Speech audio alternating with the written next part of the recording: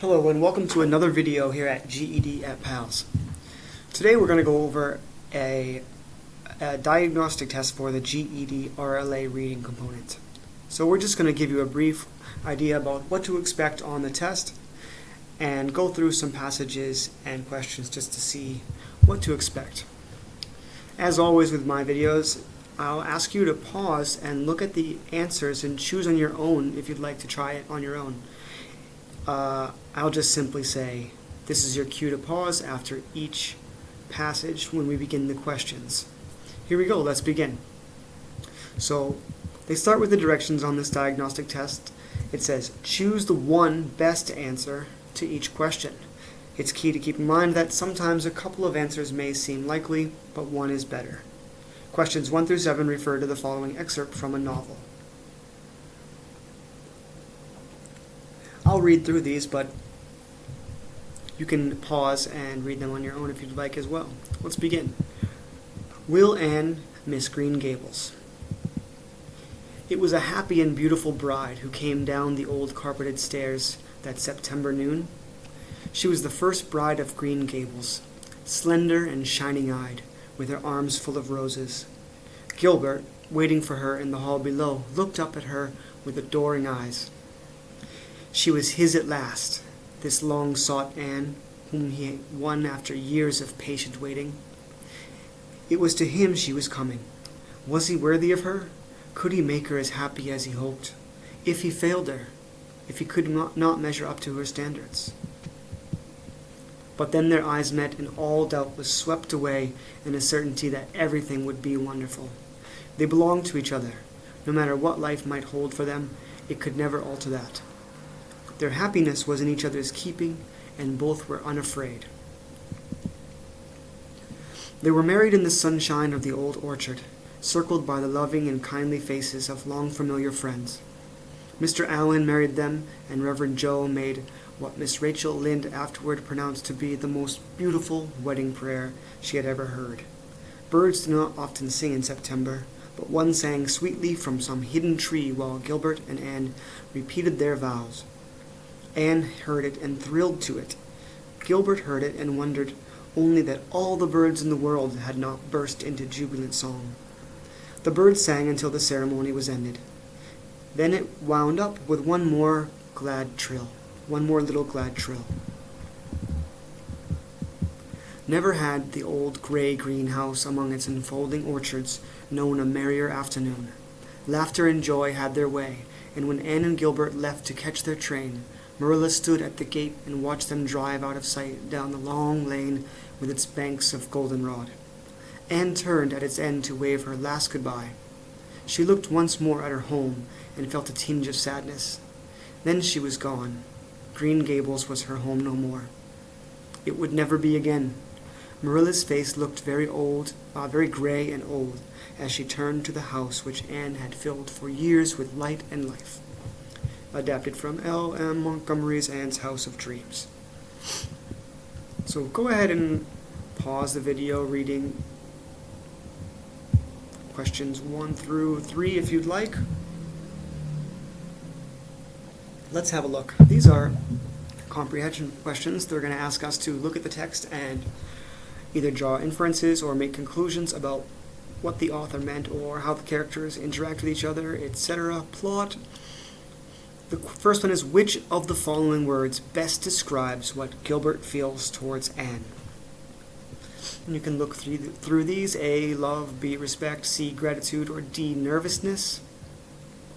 And through the passage you can find that there are elements of nervousness, gratitude, and possibly even respect if you look close enough, but love is the overwhelming feeling that Gilbert feels. So A is correct. Number 2, what happened when Gilbert's and Anne's eyes met? A, he wondered whether he was worthy of her. B, he wondered what their life would be like. C, he realized that they were meant for each other. Or D, he thought Anne would miss Green Gables very much. If you go back through the passage and look here, around line number 5, Sorry, let's look back at line number 10, and we'll see that, but then their eyes met, and all doubt was swept away in a certainty that everything would be wonderful. So, C is correct. He realized that they were meant for each other. He was confident that it would be wonderful, and their eyes meeting erased all doubts. 3. Based on the excerpt, what was probably the hardest change for Anne? A. Becoming a wife. B. Saying goodbye to Marilla. C. Not being free to do what she wanted. Or D. Green Gables not being her home any longer. We can look at the end and see that D is correct. It says simply here, she looked once more at her home and felt a tinge of sadness. Green Gables was her home no more. Some of the other questions simply contradict the text or don't have any mention. So saying goodbye to Marilla could be possible. Becoming a wife, it seems very illogical. She's seemingly enamored with becoming a wife. And they never once mentioned her questioning her freedom.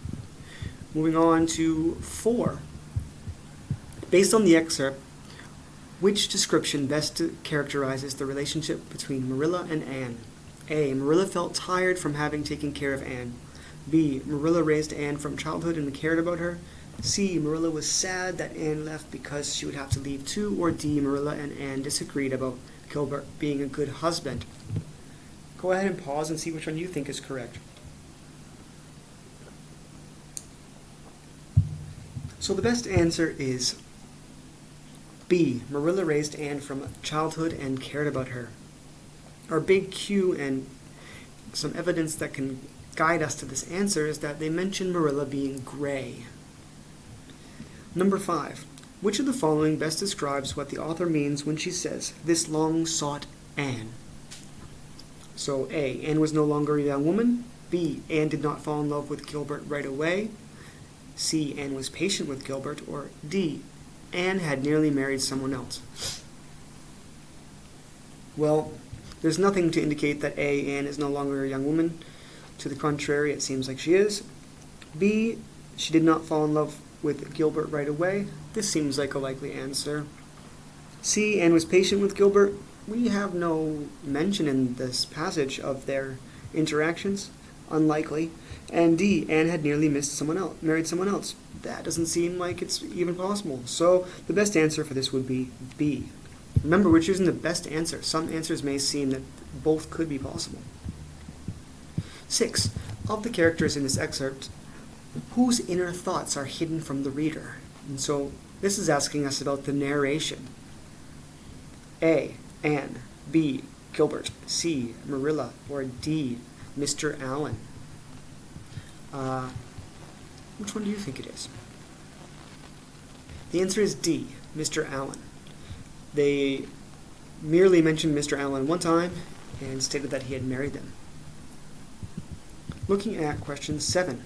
How does the bird singing relate to Gilbert's and Anne's marriage? A. The bird singing was distracting to those watching the service. B. The bird singing mirrored the joy of the wedding service. C. The bird singing seemed to suggest sad events in the future. Or D. The bird singing was worrisome to the bridal couple. This one is requiring you to analyze the bird and how it's used by the author. Go ahead and pause and think about it a minute, and then we'll begin.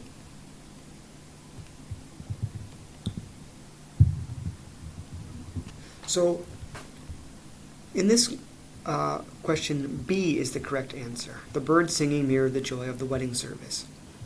And there was no foreshadowing that sad things were to come. Doesn't mention the couple's negative reactions to it, only positive thoughts about it.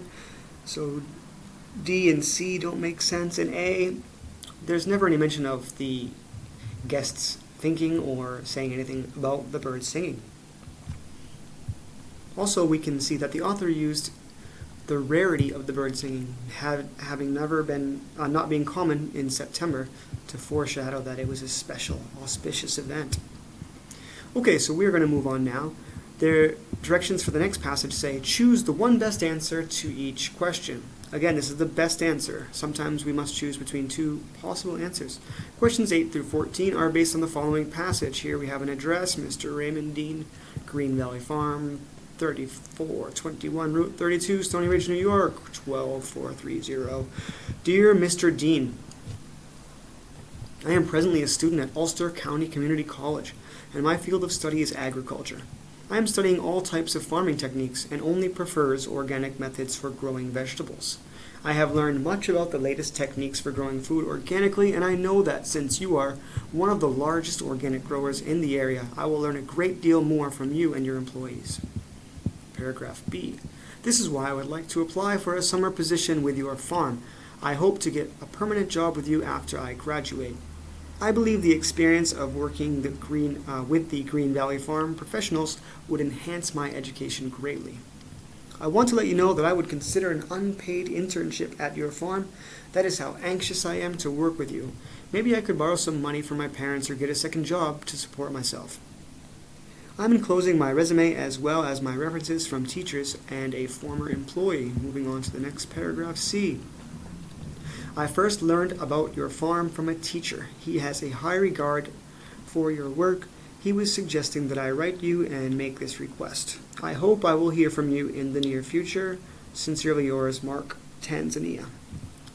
Okay, so these are questions where we're supposed to analyze the grammar. There are several grammar mistakes in this passage.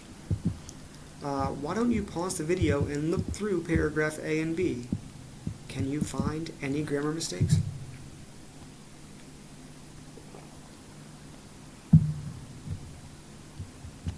So let's get right on to questions number 8 and 9. So question 8 just says, sentence 1. I am presently a college student at Ulster County Community College, and my field of study is agriculture. The question is, which is the best way to write the underlined portion of the sentence? For these grammar questions, I'm just going to ask you to pause, read on your own, and then we'll discuss the answer. So go ahead and pause. To keep the video from becoming extremely long, we're just going to talk about the correct answers for the grammar. So the correct answer for question 8 is D. Ulster County Community College is a proper noun, and all words should be capitalized. Let's move on to number 9. So we have a new sentence, sentence 2. Since I am studying all types of farming techniques and only prefers organic methods for growing vegetables, which is the best way to write the underlined portion of this sentence? Go ahead and pause. This is a pretty obvious grammar issue.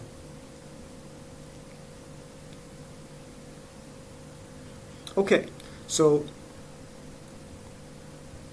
there is a issue with subject verb agreement here. We have I and prefers.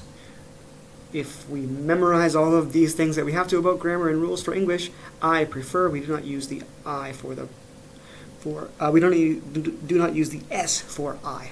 So the correct answer here would be C, but prefer. Let's have a look at question number 10. I appreciate your patience in these videos. This is a long one, and there will be many little stumbles. So question 10 says, sentences 4 and 5. This is why I would like to apply for a summer position with your farm. I hope to get a permanent job with you after I graduate. And it asks us, which is the most effective combination of sentences 4 and 5? This is going to be something you'll probably encounter on the test. How can we combine these short sentences, which would be smoother and more pleasing if they were combined together? So go ahead and look at A through D and see what's the best way to combine these two.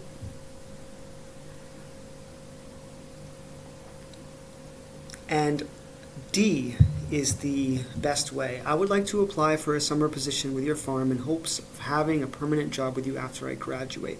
With question 10, let's delve into the other options and see why they're not so good. So I'm applying for a summer job, but I hope to get a permanent position. This is very general. It's not specific enough. It doesn't really do much for this. This would be a letter asking for an internship. We should probably try to make a good impression. So B, applying for a new job now in hopes that you will hire me after I graduate. This is not a complete sentence. It's incorrect. C, I would like to apply for a position with your farm today and then later after I graduate. This doesn't have the same meaning at all. Looking at 11, let's go through questions 11 and 12. So 11 says, which revision would improve the effectiveness of paragraph B? So for this one, I'm going to have you pause, read the answers, try to remember which sentence, 5, 6, 9, and 10, and then let's go back and look at the paragraph and try to see what we could do. So this one we're going to read before. We could move sentence 5 after sentence 10. A. We could move sentence B, sentence 9 to the end of the paragraph for B. C. We could remove sentence 6, and D. We could remove sentence 9. So have a look.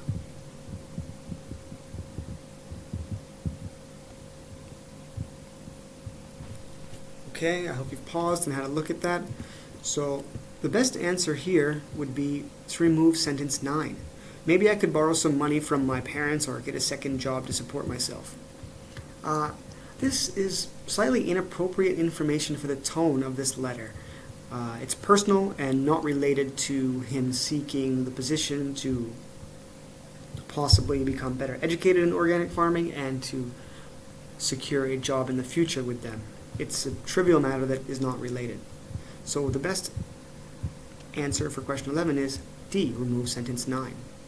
Looking at 12, go ahead and pause and read A through D for the answers. This is related to sentence 6. I believe the experience of working with Green Valley Farm professionals would enhance my education greatly. How can we correct this to make it a bit more accurate? So insert a comma after professionals. Let's think how that would sound. I believe the experience of working with the Green Valley Farm professionals would enhance my education greatly. This does not flow, and would and enhance my education. All of this stuff just starts to get muddled. So A is not likely. B, replace working with to work, of to work. That does not make sense. I believe the experience of to work. That's not correct. C, change believed to believed. I believed the experience of working. This is incorrect because we're changing tense. So D, remove the comma after would. Makes the most sense. And actually we want to have a nice clause here. Would enhance is directly connected and should not be separated. Alright, we've got questions 13 and 14 about the same passage. So 13 says, sentences 11 and 12. I first learned about your farm from a teacher. He has a high regard for your work. Which would be the most effective combination of sentences 11 and 12? So could we take these two sentences and combine them, making them a independent and dependent clause? Go ahead and pause and read A through D.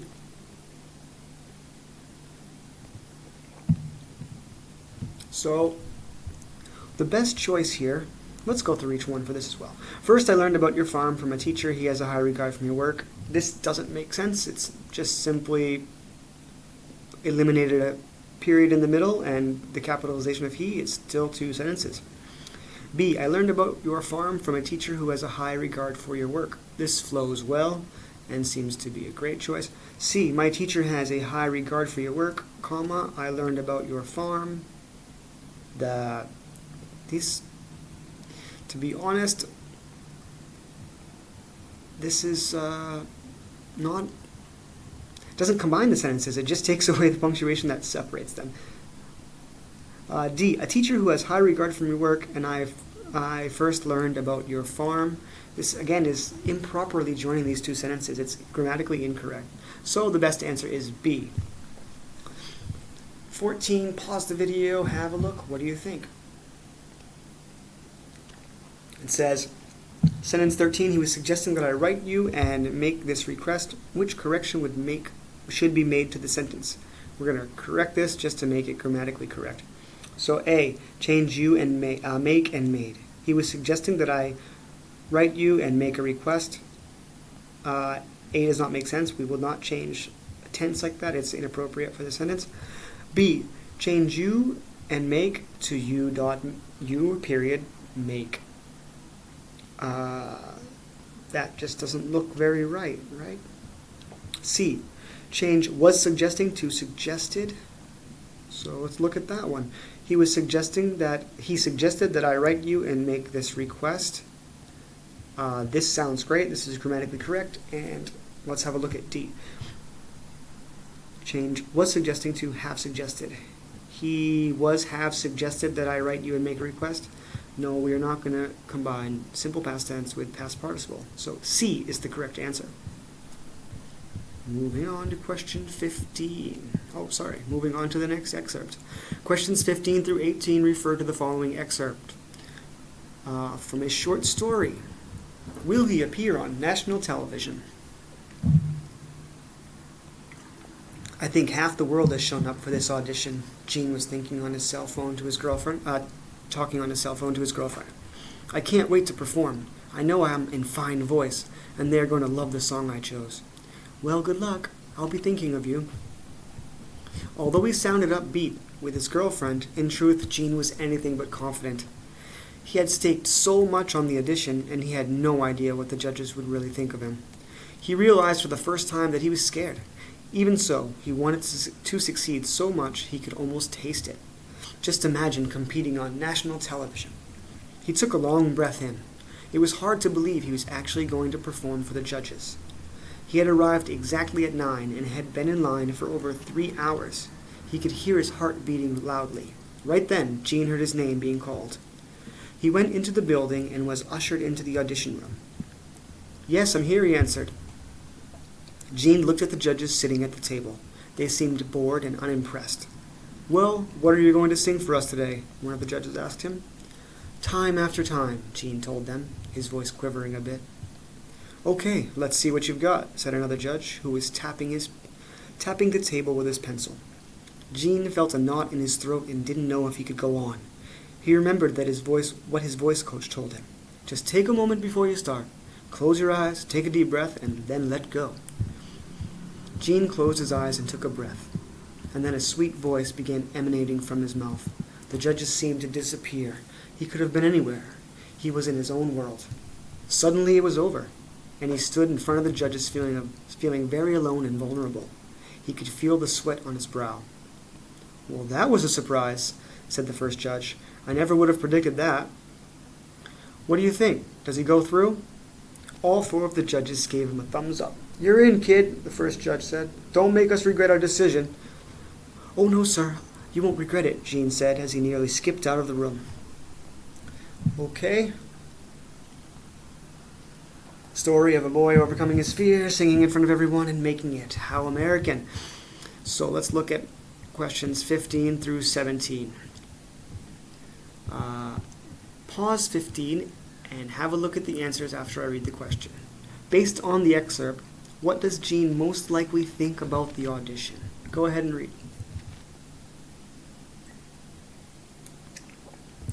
Okay. A. It will give him a chance to make a good living. Didn't mention anything about making a living, and he just has a chance. So A is not correct. B. It is something he had wanted to avoid. This may be tricky, although he was kind of regretting his decision and scared. He definitely had wanted to be there, so B is not correct. C. It is a chance for him to be discovered. This seems highly likely. That's what he's looking for. Go on stage, sing, be discovered, have your moment in fame, and try to make it big. D. It will make him famous in a short time. So, although C and D both seem likely, we're choosing the best answer. It is a chance for him to be discovered. The evidence of that is that they said they'll see him next time, etc. Don't make them regret their decision. 16. When does a scene in this excerpt take place? I'm going to go back and let you try to find the answer.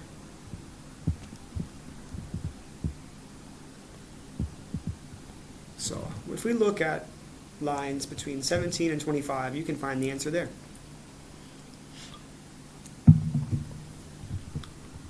So, the answers are A, early morning, B, late afternoon, C, early afternoon, or D, early evening.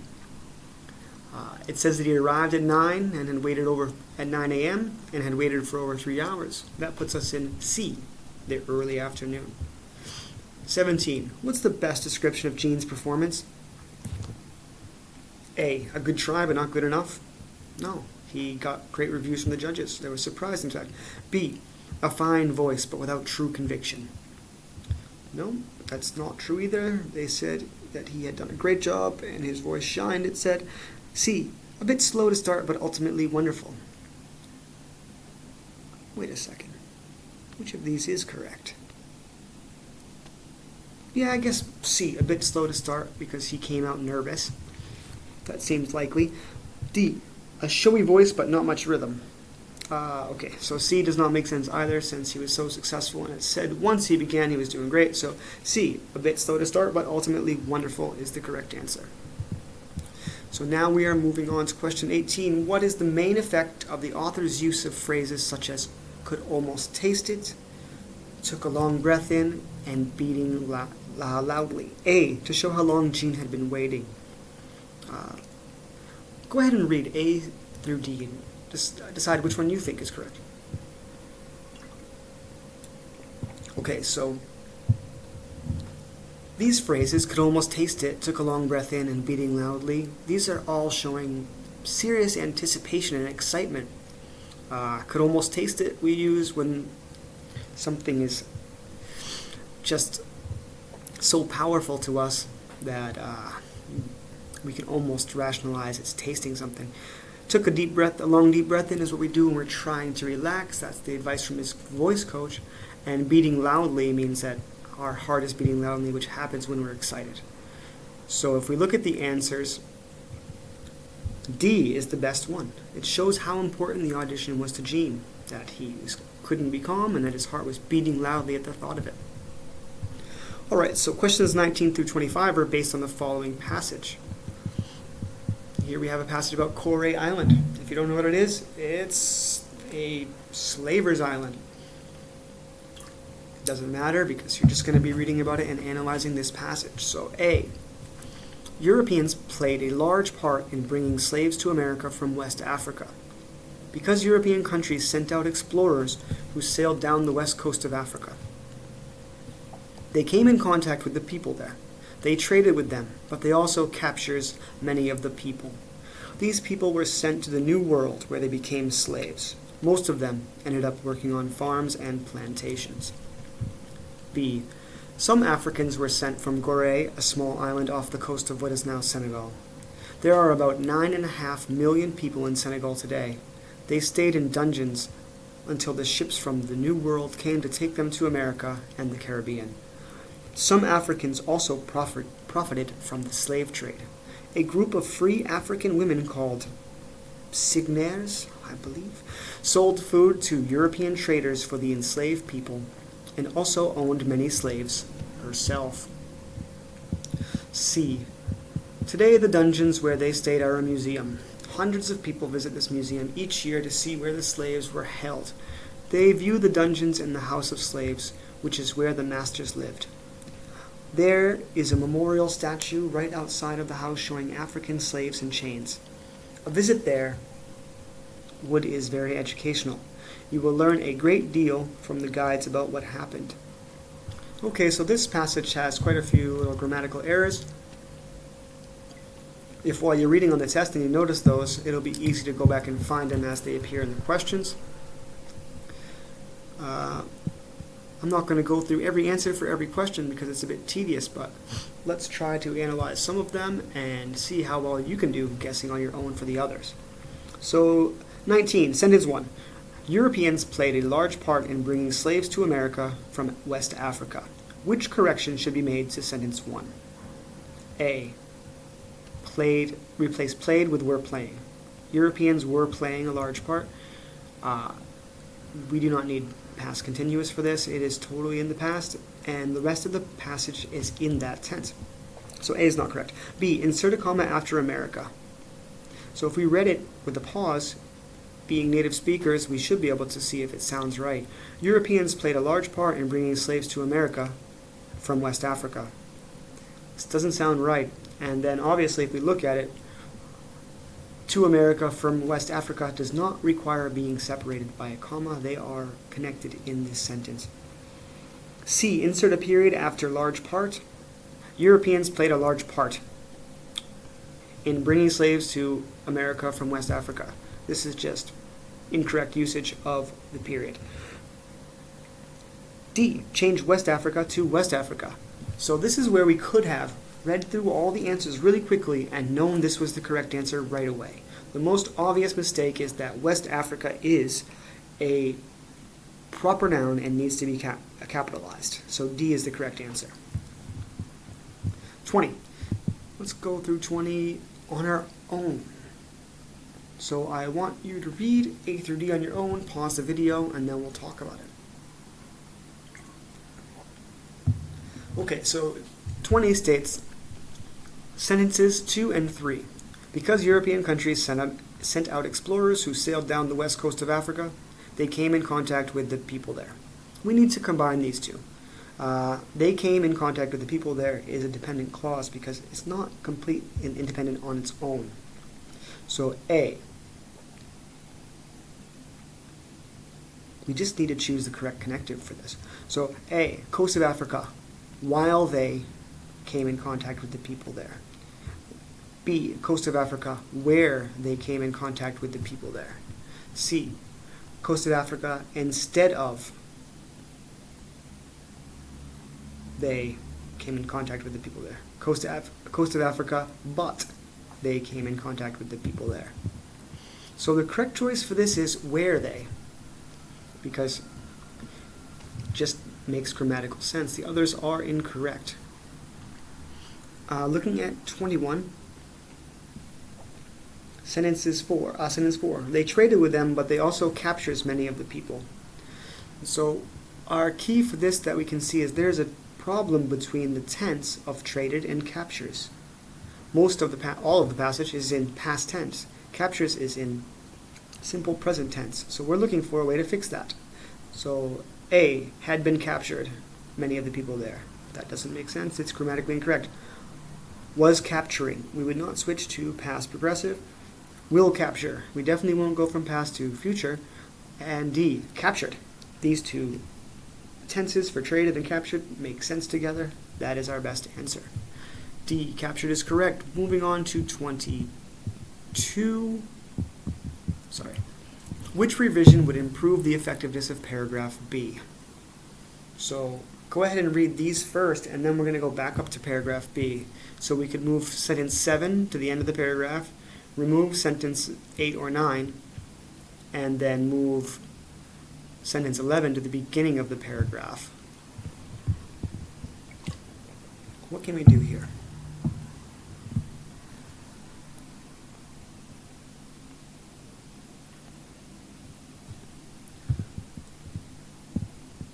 So if we look at the question, let's move sentence to the end of the paragraph, sentence 7. We take it out, and then at the end we say, European traders for the enslaved people and also owned many slaves herself. Some Africans were sent from Gore, a small island off the coast of what is now Senegal. This seems to be incorrect and it is illogical. B, remove sentence 8. So sentence 8 says there are about 9.5 million people in Senegal today. This sentence is not related to the topic of the past of the slave trade and is not related to the following sentence. They stayed in dungeons, so this is likely to remove. But let's just look at the others. Removing sentence 9, see, they stayed in dungeons until ships from the New World came to take them away from America and the Caribbean. This is an important sentence and detail for the paragraph that will not be removed.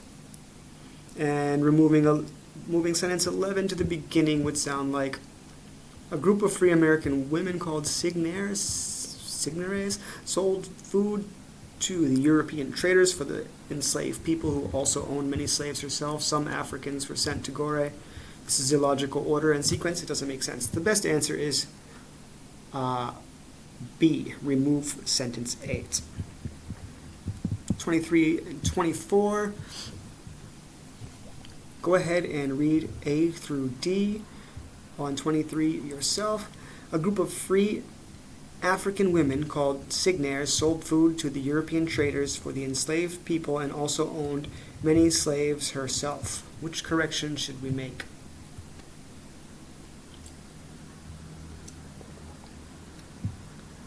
So the problem with this is that we have group of women, we have plural, and they sold food herself. So herself is singular, and then we have a plural. So we need to change that.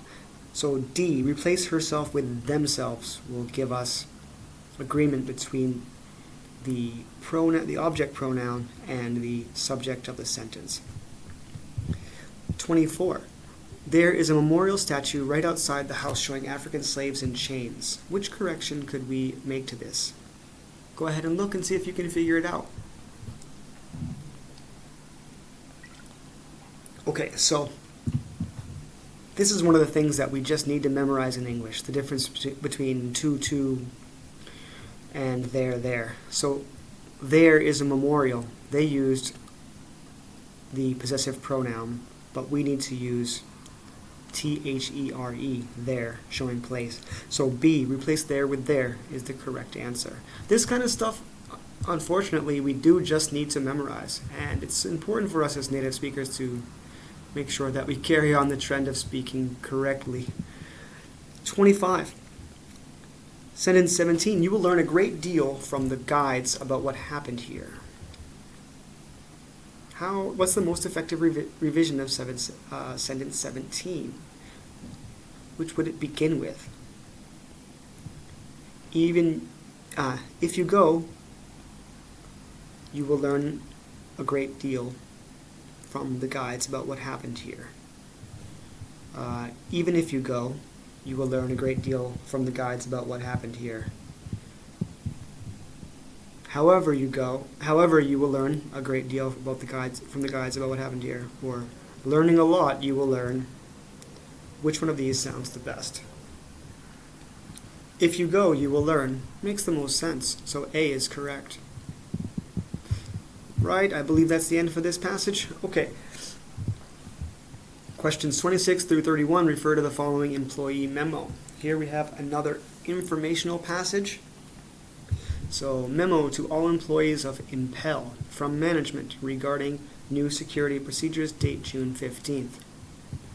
As a result of some incidents that have occurred with unauthorized persons in secure parts of Building A, as of June 30th, new procedures will go into effect for security in that building. From now on, all employees reporting to work should enter through the employee entrance at the side of the building on Murray Street. No employee is to enter through the main entrance. In order to be admitted, each employee must have a valid photo ID. The ID needs to be swiped to unlock the door. Make sure not to allow another person to enter with you, even if you know the person. Each employee needs to swipe his or her own ID card in order to be registered as being on the job. The main entrance will be for visitors only. The receptionist there will call the party that the visitor is coming to meet so that he or she can come to the main desk to escort the guest to his or her office.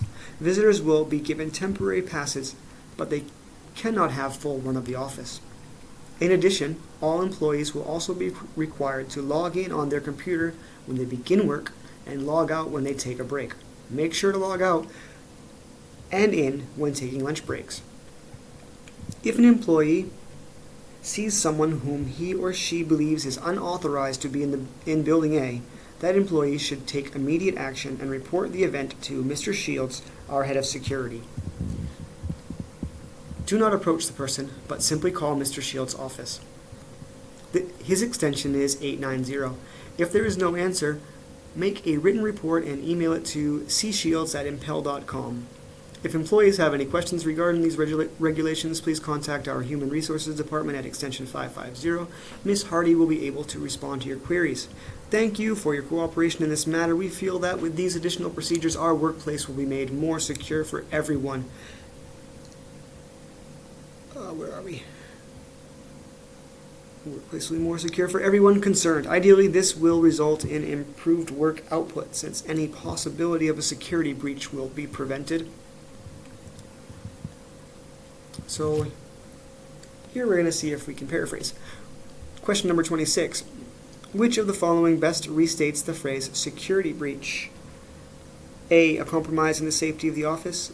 B, a blow to the confidence of employees. C, a distraction because of an employee's personal problems. Or D, a defense against employees not doing their jobs.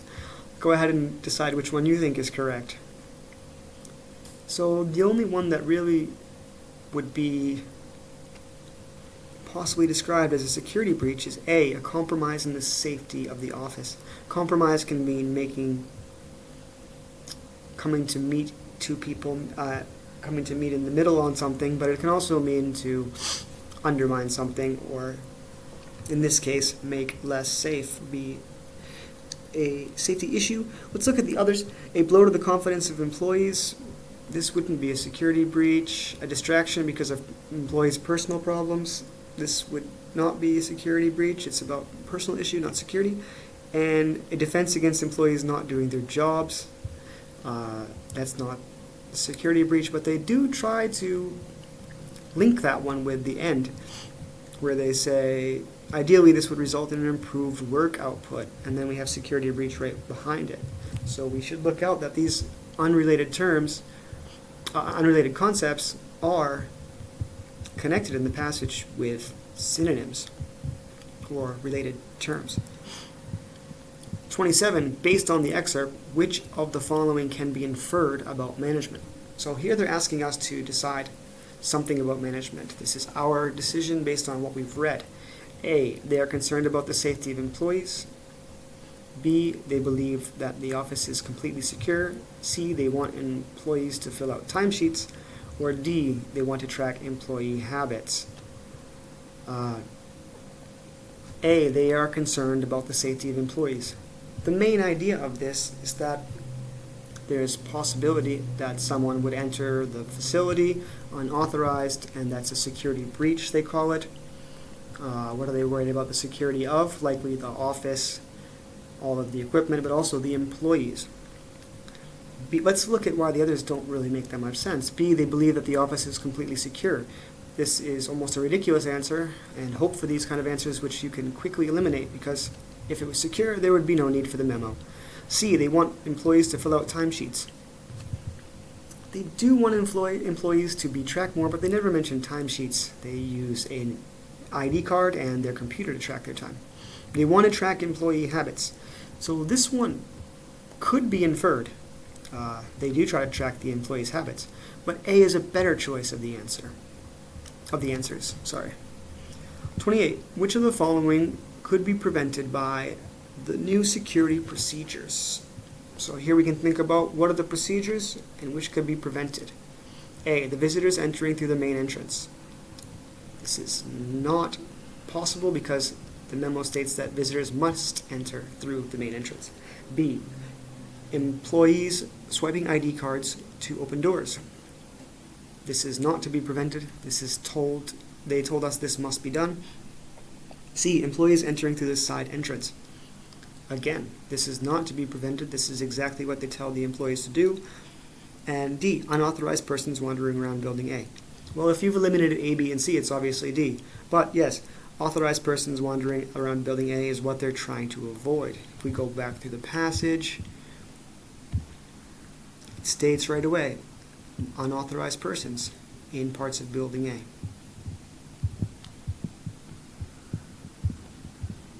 Couple more questions about that memo. Imagine an employee sees a person in building A without a badge. According to the memo, which of these actions should the employee take?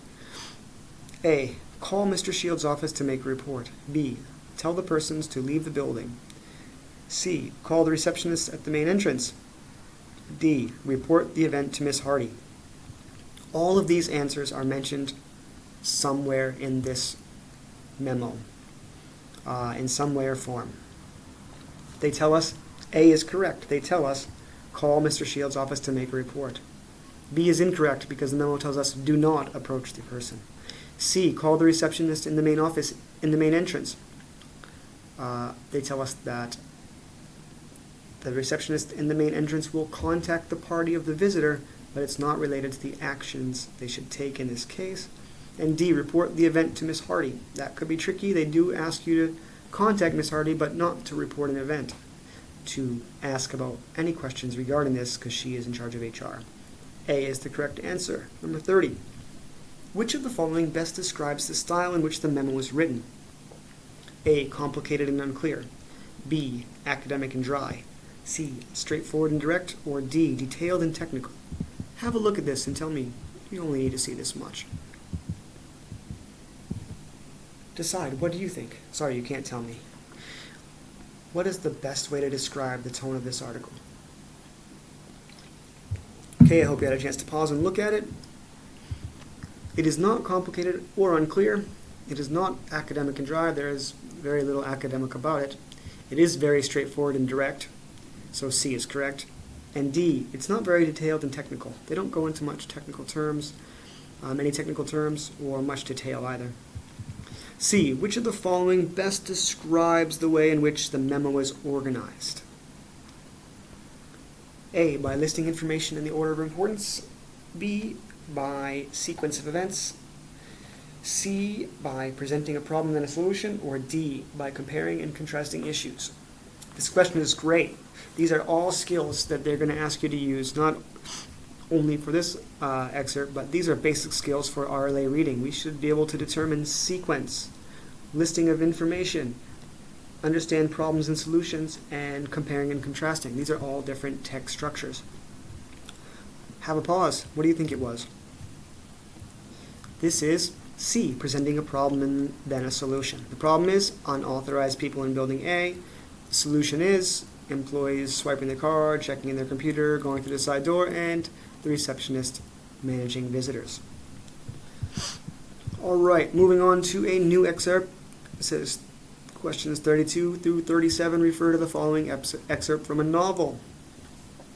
So we have another literary passage. I tend to prefer these because they're a little more interesting. Let's begin. Beatrice, he said suddenly, I want to go away to school. Everybody in Minneapolis is going to go away to school. Beatrice showed some alarm. But you're only 15. Yes, but everyone goes away to school at 15, and I want to, Beatrice. On Beatrice's suggestion, the subject was dropped for the rest of the walk, but a week later, she delighted him by saying, Amory, I have decided to let you have your way. If you still want to, you can go away to school. Yes? To St. Regis in Connecticut. Amory said nothing, but he felt a bolt of excitement along his spine. It's being arranged, continued Beatrice. It's better that you should go away. I'd have preferred you to have gone to Eton and then to Christ Church, Oxford, but it seems impractical now. And for the present, we'll let the university question take care of itself. What are you going to do, Beatrice? Heaven knows. It seems my fate to spend my years in this country. Not for a second do I regret being American. Indeed, I think that regret is very typical of ignorant people. I feel sure we are the great coming nation yet. And she sighed. I feel my life should have slipped away close to an older, mellower civilization, a land of greens and autumnal browns. Amory did not answer, so his mother continued. My regret is that you haven't been abroad, but still, as you're a man, it's better that you should grow up here under the snarling eagle. Is that the right term? Amory agreed that it was. When do I go to school? Next month. You'll have to start east a little early to take your examinations. After that, you'll have a free week, so I want you to go up the Hudson and pay a visit.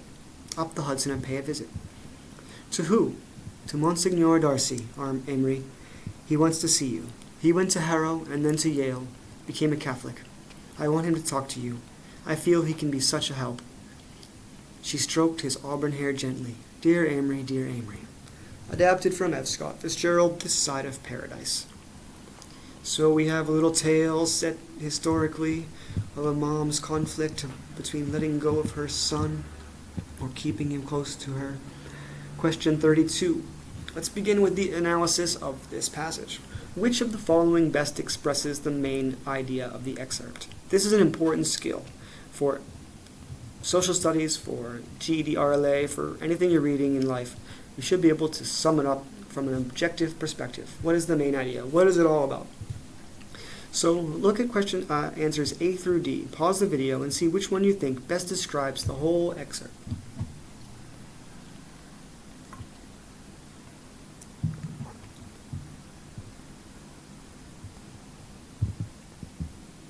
Okay, so A is the correct answer. A boy's mother agrees to let her son go to a boarding school. That's what it was all about. He asks, can he go? She says, drop it. She thinks about it. She tells him later, I've decided you could go. He says, thanks, etc. Go visit this guy because he's going to have some advice, and then you're on your way.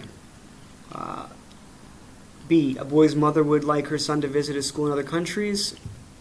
She does mention another country, but that does not sum it up. That's a detail. C, a boy wants to make his mother happy. This is illogical. He seems more concerned with his own happiness, although he seems like a nice boy. D, a boy wants to get away from his hometown.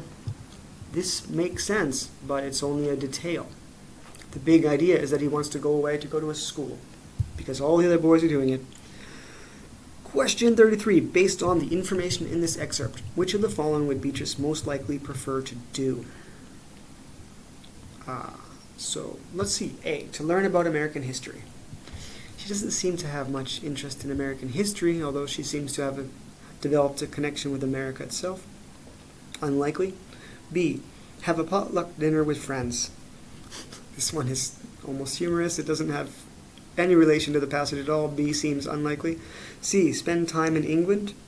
This seems quite possible since she's linked England to being a better place for school and a place that she's mentioned.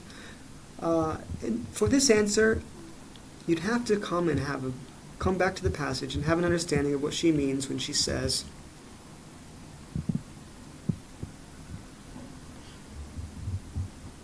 I feel my life should have slipped away close to an older, mellower civilization, a land of greens and autumnal browns. Greens and autumnal browns leads us to believe we're going to have some rolling green hills like the British Isles. And let's look at D again. D, to teach English to school children. This is incorrect. It wasn't mentioned at all. So the best answer is C, spend time in England. 34 asks, why does Beatrice most likely think it's better for Amory to grow up in America? A, he would not like Europe. B, he is good at sports. C, schools are easier in America. Or D, he was born in America. Scroll back up, pause, and have a look at that passage. Can you find it anywhere?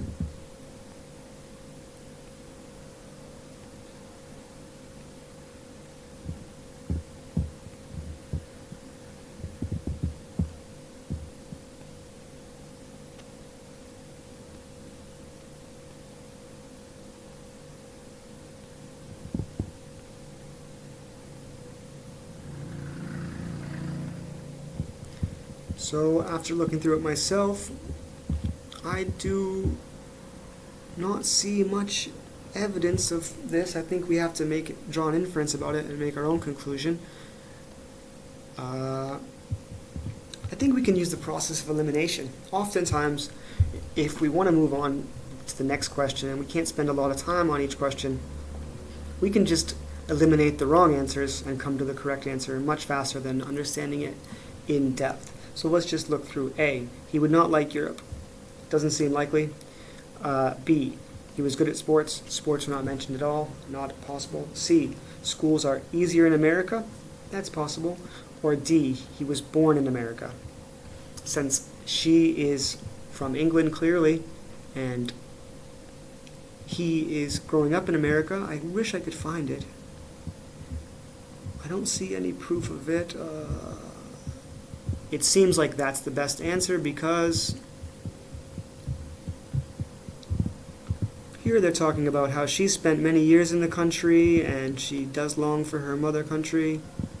And she says, you haven't been abroad? That is an indication that he's been in America his whole life. In any case, D seems like the best answer when just eliminating answers which are unlikely. Moving on to 35, in the interest of time, based on Beatrice saying, I feel my life should have slipped away close to an older, mellower civilization, a land of greens and autumnal browns. What does she suggest about America? A, she thinks it's similar to England. No, she is comparing and contrasting, liking one more. A is not correct. B, she believes it is a land of great energy.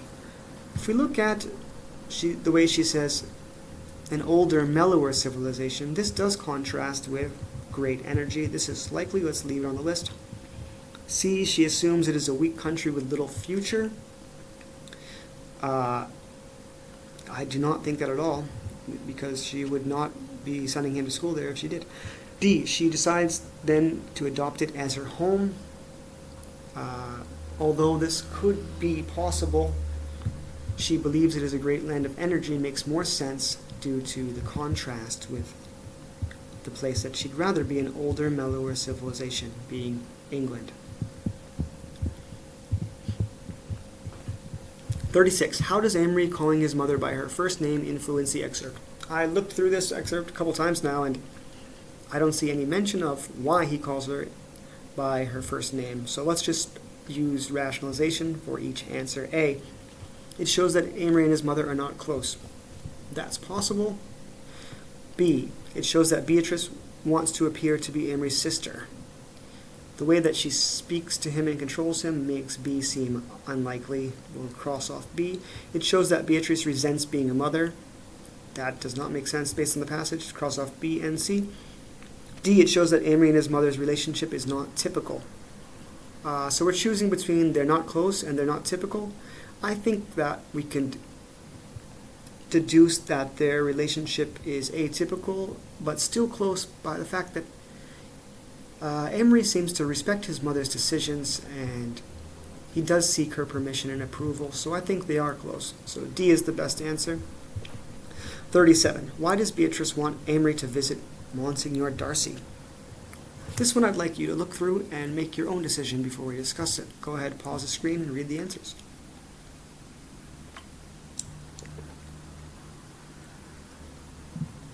So there are a lot of answers here that just don't make much sense, or they weren't mentioned. It's unrelated. She thinks that Monsignor Darcy can convince Amory to go to school closer to home. She has chosen the school for him, so this does not make sense. B, Monsignor Darcy is Amory's uncle. Not mentioned, highly unlikely. C, she wants Amory to become a Catholic. Is mentioned, possible. D, she feels that Monsignor Darcy can help Amory because he went to Harrow and Yale. Harrow and Yale are schools. This whole problem is about which schools are right for him. D is the most likely answer. Okay, so we've got another passage here. What does the reviewer think of Last Fight? All right, cool. We have a movie review. Last Fight may be one of the biggest blockbusters of the summer, but it doesn't live up to the buzz around it. In this science fiction tale of epic proportions, viewers are propelled forward to a future where Earth is populated by androids and humans. These survivors of an ancient civilization live in a sterile world covered by a plastic dome. The dome is for protection from aliens who attack Earth on a regular basis. It also cuts down on environmental problems such as air pollution and global warming. The plot centers around a young man named Ra and his quest to forge a peace between the humans and the aliens. This is a difficult task, considering the aliens have no desire to stop trying to overcome Earth and its inhabitants. While Ra, George Armstrong, is a likable character, he lacks the ability to change expression to any extent. As a result, his acting range is quite limited. He is something of a dreamer, and perhaps the message here is that there is no place for dreamers in the future, but I will not detail the plot or the ending. I don't want to spoil it for those people who may actually want to view this film. Still, let it be said that the events do not go well for young Ra. The high point of the movie for me was the performance by veteran actor Bruce Cameron as the Sage of Kel. He has shown over and over his ability to transform even the most mundane character into someone fascinating to watch. It may be worth seeing the film just for his performance. Besides being far-fetched, the movie concentrates too much on special effects including 3D, but that of course may be a draw for many viewers. Its cost was also enormous. Not much that is green is in this film. Alright, my initial impression of this review is that this guy is an elitist and not a fan of the film. Let's look through the questions. Which of the following is the main idea of the excerpt? Again, you see, we keep giving this main idea. This is a valuable skill. Do practice it.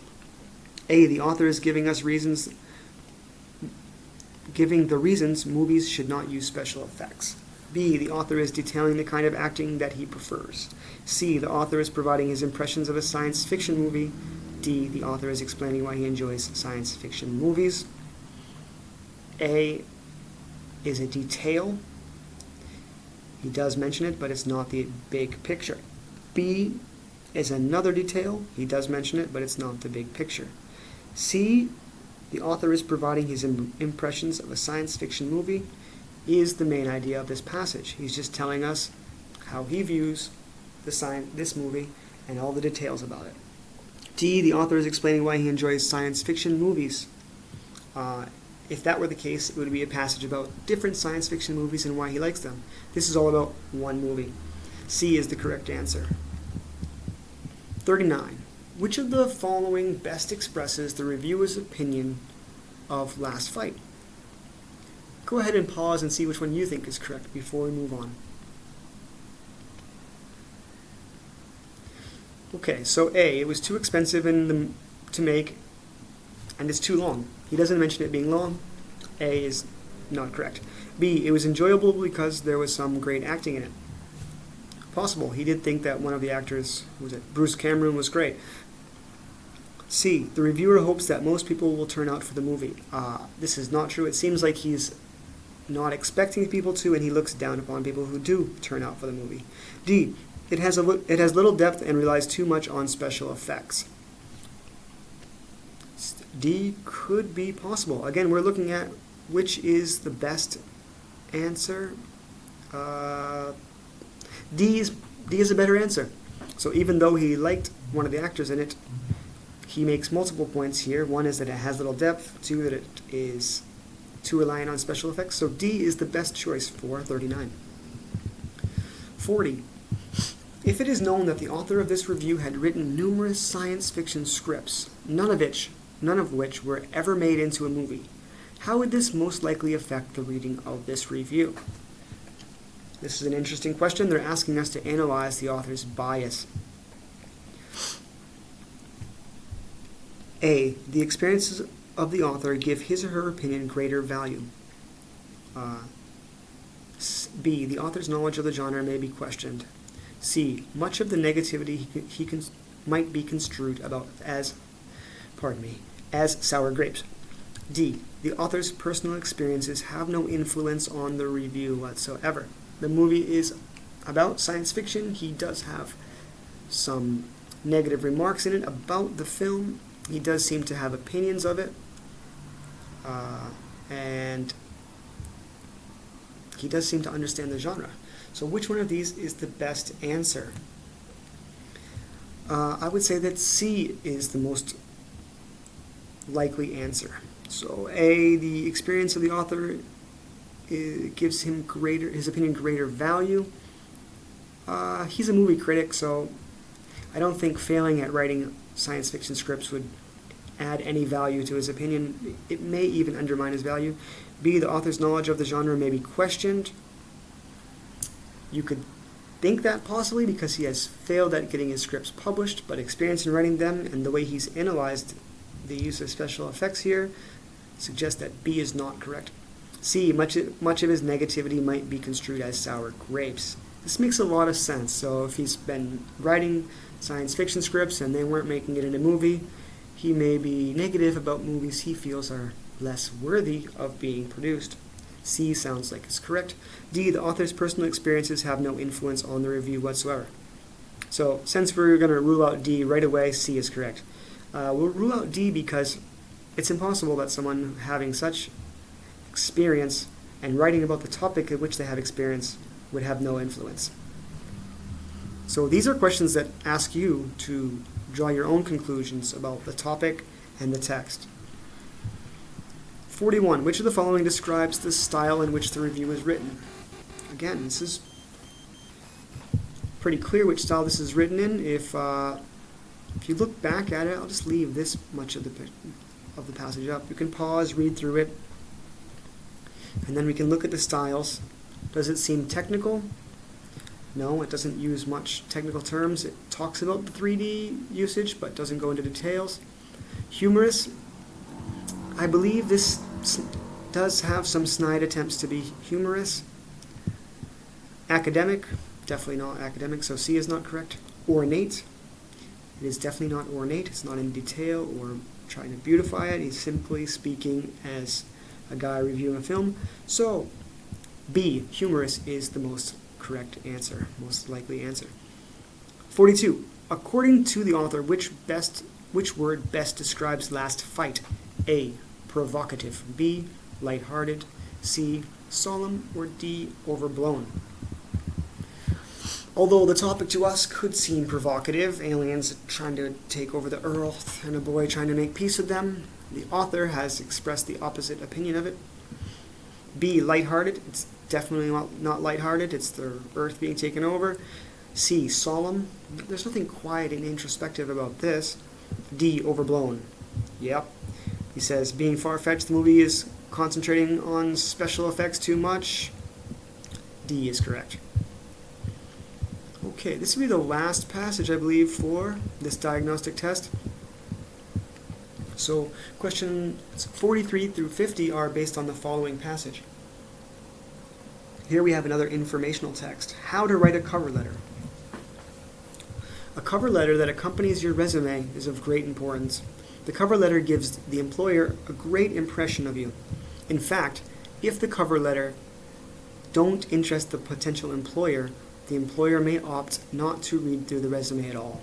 So make sure your cover letter effective by keeping it short and bringing up points that will interest the reader. Paragraph B.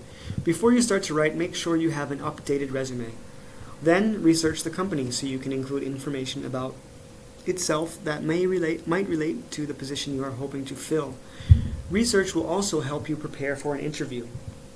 When you are ready to write your letter, make sure you include the name of the person, the title, the correct company name and address. If you don't know the name of the person to who you are writing, use Dear Sir or Madam. C.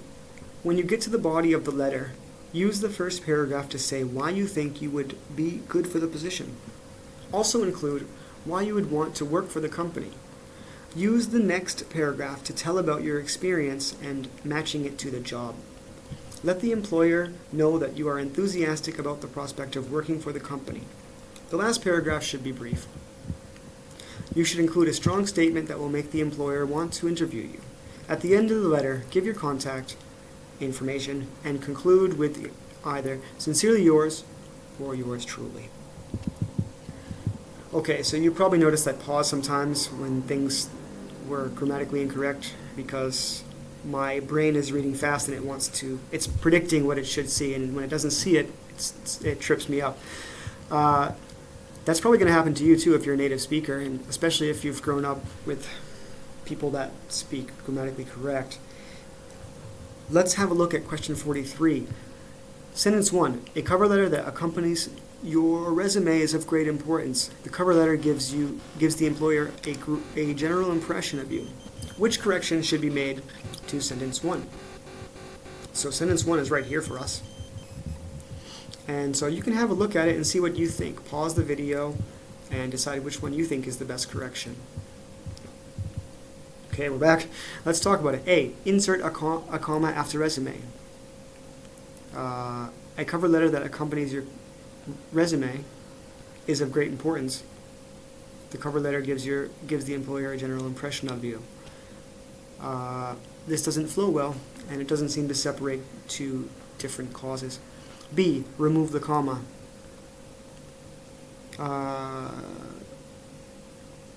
Removing the comma will make a run-on sentence. C. Replace gives with give. Okay, here we have the correct form of a verb, and we need to make sure that it agrees with the subject. So the cover letter gives or give. A cover letter gives. So this is not correct. That leaves us D, if we've used the process of elimination, but let's check it out. Replace the comma with because. A cover letter that accompanies your resume is of great importance because the cover letter gives the employer a general impression of you. This is great. This is going to link these two ideas together. D makes sense. D is correct. 44. Sentence 2. In fact, if the cover letter don't interest the potential employer, the employer may opt not to read through the resume at all. So look through A through D. This is another issue with subject-verb agreement.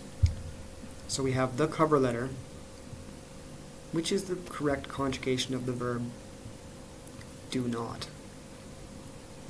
Okay? So D is correct. The cover letter doesn't would be the correct conjugation of that verb for us. 45, sentence 3. So make your cover letter effective by keeping it short and bring up points that will interest the reader. So again, it's another way that we're going to change the form of the verb to make it correct in the sentence. Have a pause and see which one you think is correct. Okay, we need to choose D. We need to change bring to bringing. So make sure that a key way you can see this is by looking at the other verbs. Make sure that your cover letter is effective by keeping it short.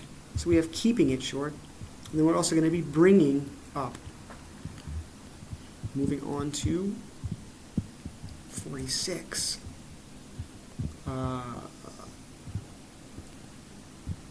Sentence 5. Then research the company so you can include information about itself that may relate to the position you are hoping to fill. Which is the best replacement for about itself? Pause and see which one you think is correct. Okay, so let's think about this. Then you can include information about itself. So we have an object pronoun here, and it's referring to you. Itself would be about something else. So the best choice is about yourself, D. It could have been possible that you'd think we're talking about information about the company. Then research the company so that you can record information about it would be the correct answer there. 47.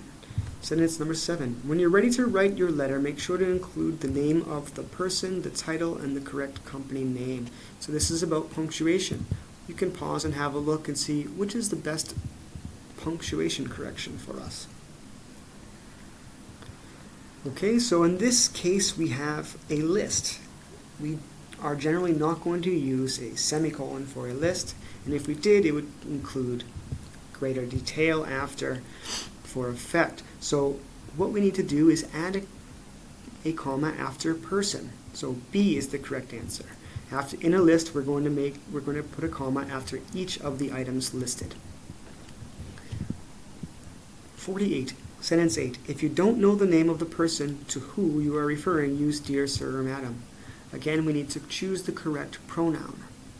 Which one of these, A through D, is the object pronoun for who? D is correct. To whom? Moving on to 49. Sentence 11. Use the next paragraph to tell about your experience and matching it to the job. Which is the best way to rewrite it? Again, we have an incorrect form of the verb. How can we correct this sentence? And so we have to match the form of match to tell. So use the next paragraph to tell. It's just in a simple verb form. So we would not use a progressive verb form here. So, and to match it to your job would be correct. C. 50, the last question would say, states, sentence 4 should include a strong statement that will make the employer want to interview you. What correction should be made to sentence 14? Insert it before should. It should. This makes sense. What should? We have no pronoun, no subject here that we can connect the rest of the sentence to. What should include? We need a subject here. So if we look through them, we can see that right away. Change will make, that doesn't give us a subject. Replace interview with interviewing. That's to confuse us because they've been going over these different forms of verbs. Change employer want to employer dot period capitalize want. That's just illogical. So insert it, giving the sentence a subject, is the best choice. A is correct.